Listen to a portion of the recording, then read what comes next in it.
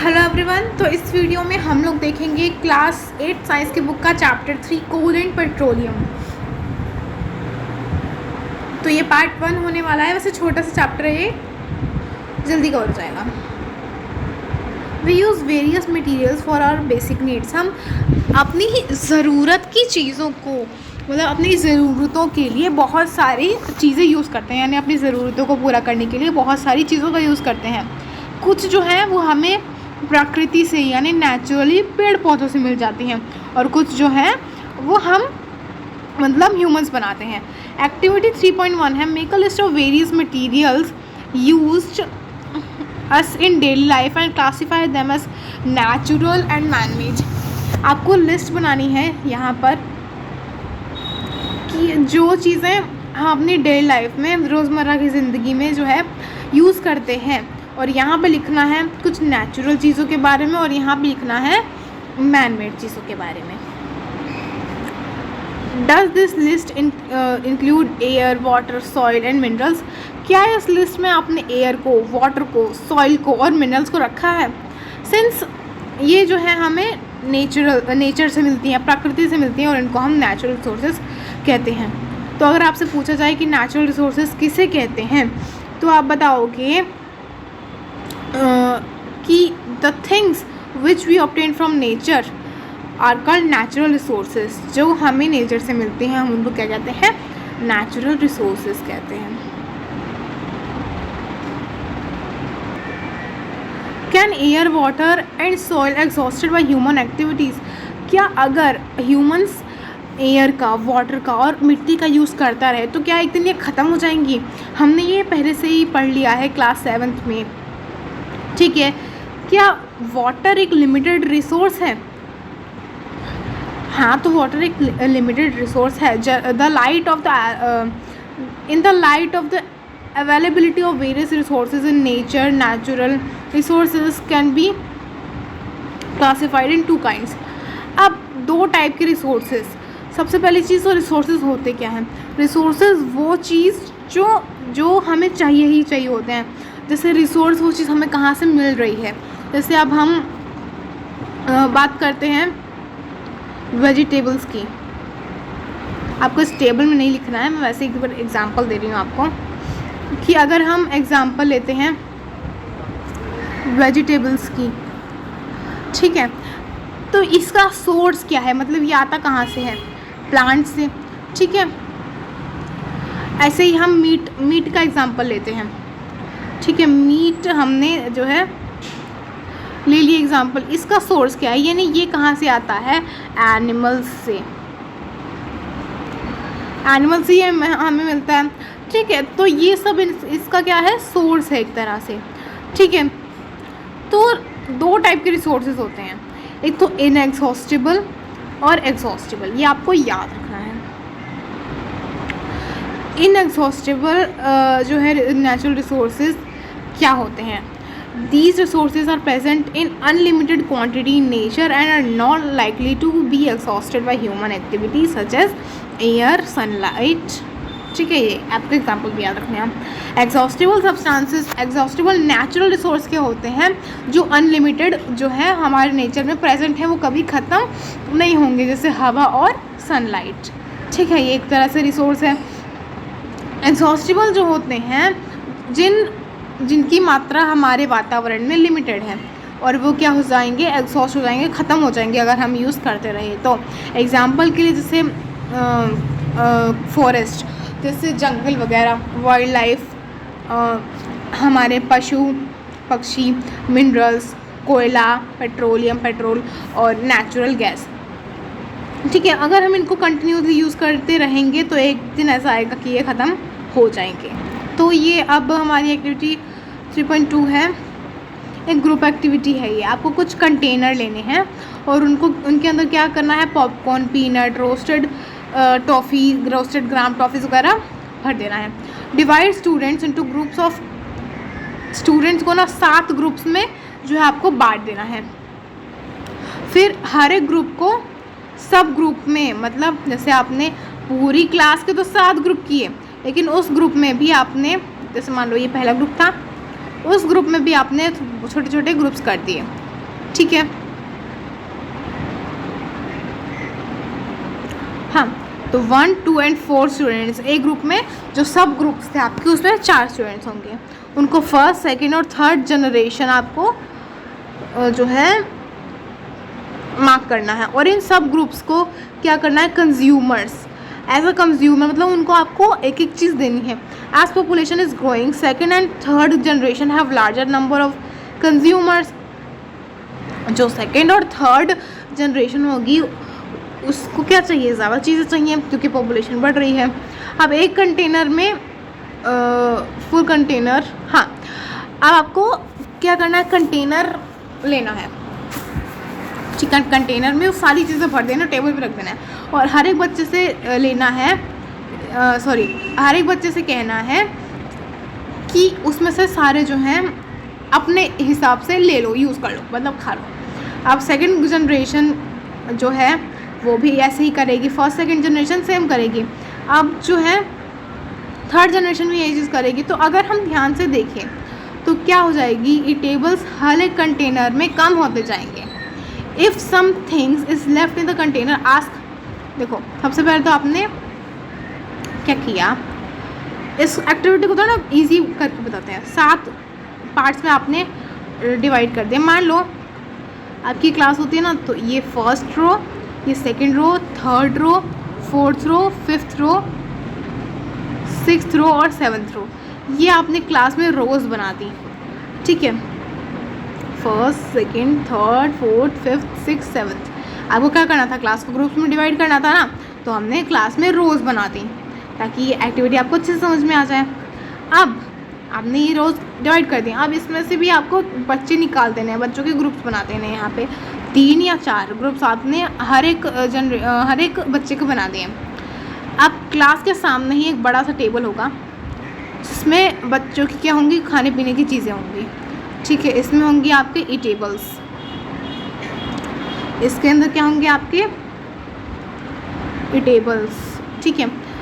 तो अब पहली जनरेशन, अब इसको पहली जनरेशन है, ये सेकेंड जनरेशन है, ये थर्ड जनरेशन है, यानी पीढ़ियाँ हैं। फर्स्ट जनरेशन को बोला गया कि इस टेबल में से खाने का सामान ले लो जितना चाहते हो, वो उन्होंने इतना ले लिया, ठीक है। सेकेंड जनरेशन को भी सेम करने के लिए बोला, उन्होंने इतना ले लिया, यानी इतना कंज्यूम हो गया। थर्ड जनरेशन को कितना मिला, बस इतना सा ही मिला। तो कहने की बात ये थी कि अगर हम ज़्यादा से ज़्यादा रिसोर्सेज यूज़ करते रहे तो जो है हमारी आगे वाली पीढ़ियां हैं, अब इन्होंने भी ये यूज़ कर लिया जो ये था, इनको तो मिला ही नहीं, यही बात है ना। तो अगर हम जो ये रिसोर्सेज हमने पढ़े हैं, ये दोनों टाइप के रिसोर्सेज अगर हमने बहुत ज़्यादा अमाउंट में जो है यूज़ कर लिए तो जो है आगे की जनरेशन को कुछ भी नहीं मिलेगा, ठीक है। नाउ फाइनली ऑब्जर्व, और आपको देखना है कि जितने भी थर्ड जनरेशन को कितना मिला भी कि नहीं मिला, और फिर आपको देखना है कि अगर थोड़ा बहुत बचा है तो क्या हम इनमें डिस्ट्रीब्यूट कर सकते हैं। तो यही चीज़ बोली गई है हमें एक्टिविटी में कि हमें जो है बहुत सोच समझ कर क्या करना चाहिए, अपने रिसोर्सेज को यूज़ करना चाहिए। Assume that eatables in the container represent the total availability of exhaustible natural resource like coal, petroleum और natural gas। और एक्टिविटी से मैंने समझाया आपको कि जितने भी रिसोर्सेज, ईटेबल्स, जितने भी खाने की चीज़ें थी ना, उनको आपको इस तरह से रिप्रेजेंट करना है कि वो एग्जॉस्टिबल हैं। जैसे कि उन ईटेबल्स की जगह अगर कोल, पेट्रोलियम या फिर नेचुरल गैस होता जो जल्दी ख़त्म हो जाएंगे, तो हर एक ग्रुप के पास अलग अलग अपना वो अपने हिसाब से यूज़ करते, जिसको जितना ज़्यादा लेना वो उतना ज़्यादा लेगा। फिर जो पहले की जनरेशन थी, क्या वो ज़्यादा लालची नहीं थी जो सबसे पहले जनरेशन आई? It may be that earlier generation in some groups were concern about the coming generations. और उस मतलब पहले वाली जो थी उसने तो अपना भर भर के ले लिया खाने वाली चीज़ें, लेकिन उसने क्या किया, दूसरी जनरेशन के बारे में सोचा ही नहीं, and left something from them, और उनके लिए कुछ छोड़ा ही नहीं, ठीक है। और इसी चैप्टर में हम पढ़ेंगे कुछ एक्सॉस्टेबल नेचुरल रिसोर्सेज के बारे में जो जल्दी ख़त्म हो जाते हैं, जैसे कोयला, पेट्रोल, नेचुरल गैस। ये जो हैं कहाँ से मिलते हैं, हम dead remains of living organisms, यानी जो प्लांट्स और एनिमल्स मर जाते हैं ना, तो जब उनकी खाद बनती है यानी फॉसिल्स बनती हैं, तो उनकी फॉसिल से मिलता है नहीं हम, इसलिए हम इनको फॉसिल फ्यूल भी कहते हैं। कि आपको याद रखना है कि फॉसिल फ्यूल किसे कहते हैं, जो रिसोर्सेज हमें किससे मिलता है, from the dead remains of living organism fossils, इसका फॉसिल फ्यूल्स। ठीक है, ठीक है। तो फॉसिल फ्यूल क्या होता है, जो हमें मरे हुए प्लांट या एनिमल से मिलता है। ठीक है, अब सबसे पहली चीज़ जो आती है वो आता है कोयला।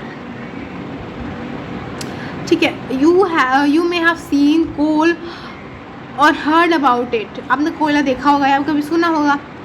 ये है आपका, हाँ ये है आपका कोयला। ठीक है, देखा नहीं होगा तो देख लो।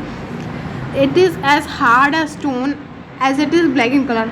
पत्थर की तरह हार्ड होता है और ब्लैक कलर का होता है। कोल एक ऐसा फ्यूल है, एक ऐसा ईंधन है जो खाना बनाने के लिए यूज़ किया जाता है। पहले के टाइम पे या ये इंजन, जो ट्रेन के इंजन होते हैं उसमें भी यूज़ किए जाते होंगे, आपने देखा होगा टीवी में, मूवीज़ वगैरह में, ताकि उससे क्या निकले, भाप निकले और जो इंजन है वो चल सके। It is also used in thermal power plants में जो है ये यूज़ किया जाने लगा है आजकल, ताकि बिजली बन सके। ठीक है, कोल और कैसे यूज़ होता है, बहुत सारी इंडस्ट्रीज़ में यूज़ किया जाता है। कोल की स्टोरी क्या है, अब यहाँ पे कोल बना कैसे, कोयला बना कैसे, उसकी स्टोरी बताई जाएगी आपको यहाँ पे। पहेली कहती है where do we get coal from and how is formed. अब पहेली पूछते हैं कि हमें कोयला मिलता कैसे है और बना कैसे ये, तो ये इसी की स्टोरी हम यहाँ पढ़ने वाले हैं।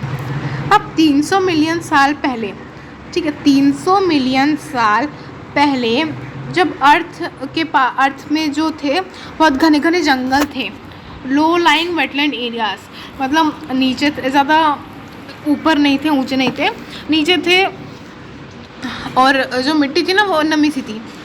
अब नेचुरल प्रोसेसेस जैसे बाढ़ आई तो ये फॉरेस्ट जो है ना, ये जंगल है, एक दूसरे के ऊपर दफन हो गए, मतलब मिट्टी के अंदर ना दफन हो गए, और जितनी ज़्यादा सॉइल, जितनी ज़्यादा मिट्टी उनके ऊपर चढ़ती गई ये उतना ज़्यादा दबते गए।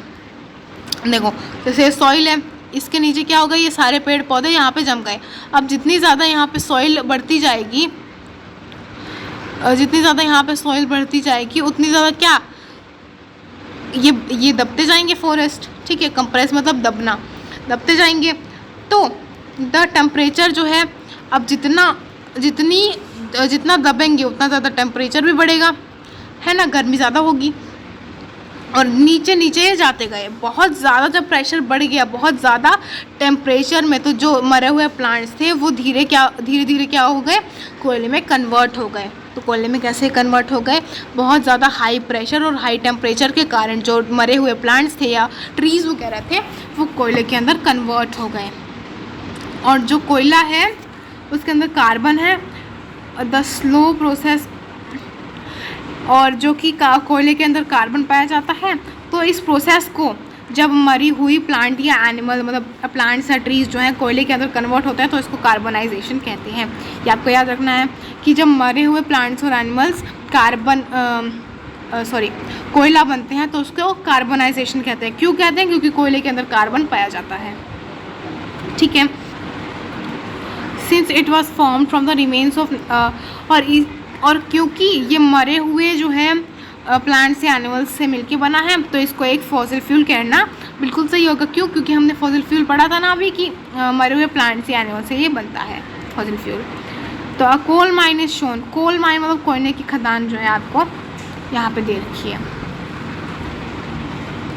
One heated in air coal burns and produces mainly carbon dioxide gas. जब कोयले को गर्म किया जाता ना, हवा मतलब जहाँ हवा प्रेजेंट होती है, तो जब ये कोयला जलेगा तो इससे कार्बन डाइऑक्साइड गैस बनती है। Coal is processed in industry to get some useful products.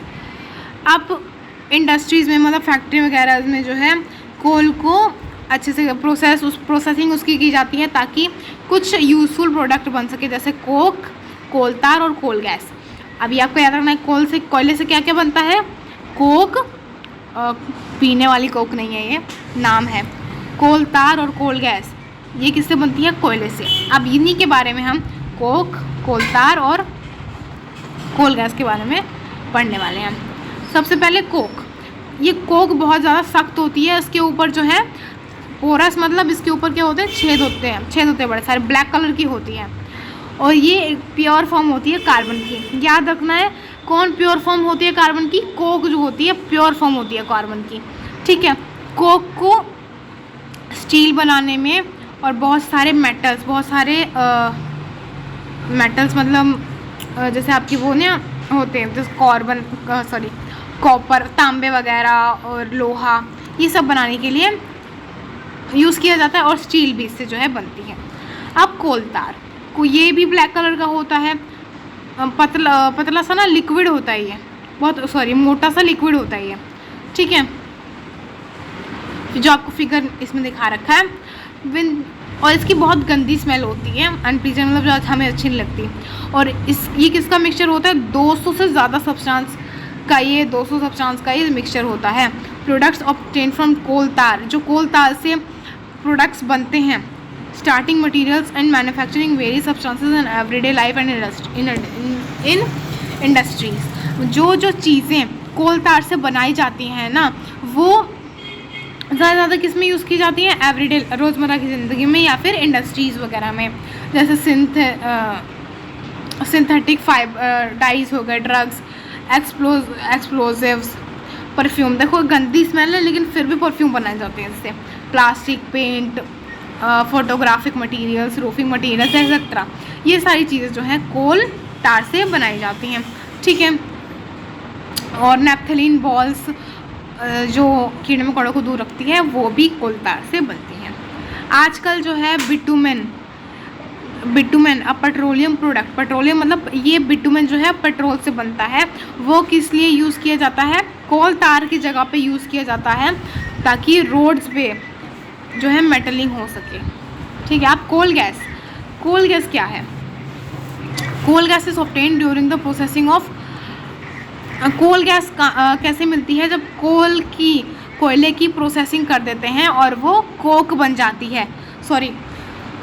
Coke बनाने के लिए जब कोयले की प्रोसेसिंग की जाती है ना, तब जो है कोल गैस निकलती है, ठीक है। यानी जब कोक को बनाने के लिए कोयले को प्रोसेसिंग वगैरह की जाती है, तो जो गैस निकलती है ना, उसको कोल गैस कहते हैं। इसको एज अ फ्यूल, ईंधन के रूप में इस्तेमाल किया जाता है फैक्ट्रीज़ में situated near the coal processing plants के आसपास जो है ये मिलता है।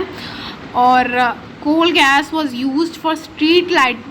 अब ये याद रखना है आपको कि जो कोल गैस थी ना, उसको पहली बार यूज़ किया गया था lightning in the first time London में 1810 में, 1810 में 1810 को पहली बार लंदन में लाइटनिंग के लिए यूज़ किया जाता था, जो न्यूयॉर्क में है।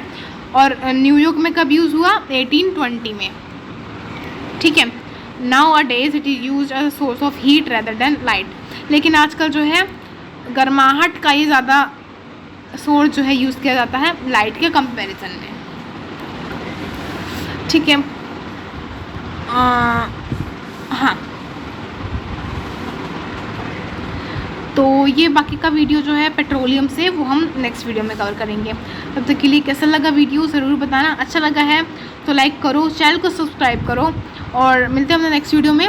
तब तक के लिए take care, stay connected, keep learning. Thank you very much. ये आपका जो है पार्ट 1 था।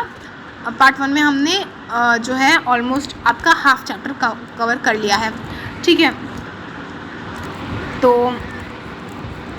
हम नेक्स्ट वीडियो में पेट्रोलियम से देखने वाले हैं और फिर जो है हम इसकी BXP उसी वीडियो में कवर कर लेंगे, ठीक है। तो मिलते हैं हम नेक्स्ट वीडियो में। तब तक के लिए स्टे कनेक्टेड। अगर कोई डाउट है then feel free to ask in comment section. मैं ज़रूर उसका रिप्लाई दूंगी। और मिलते हैं हम नेक्स्ट वीडियो में। तब तक के लिए take care, stay connected, keep learning. Thank you very much.